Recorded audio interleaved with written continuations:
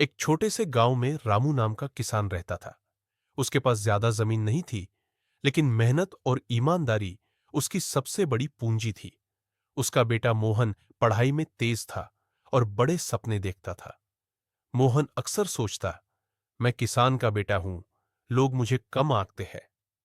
एक दिन गांव में शहर से आए कुछ लोग नई मशीनों के बारे में बता रहे थे। मोहन बड़े ध्यान से सुन रहा था। उसने देखा कि उसके पिता आज भी पुराने तरीकों से खेती कर रहे हैं।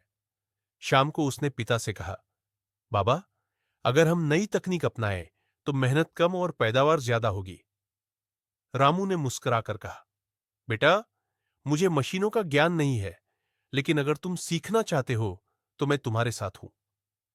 मोहन ने किताबें पढ़ी, मोबाइल से जानकारी ली और खेती के नए तरीके सीखे। उसने पिता को ड्रिप सिंचाई और सही बीजों के बारे में बताया।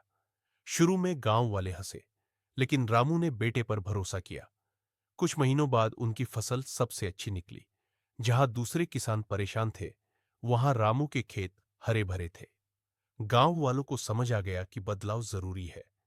मोहन को तब एहसास हुआ कि किसान का बेटा होना कमजोरी नहीं, बल्कि ताकत है। उसने तय किया कि वह पढ़ाई के साथ साथ खेती को भी आगे बढ़ाएगा।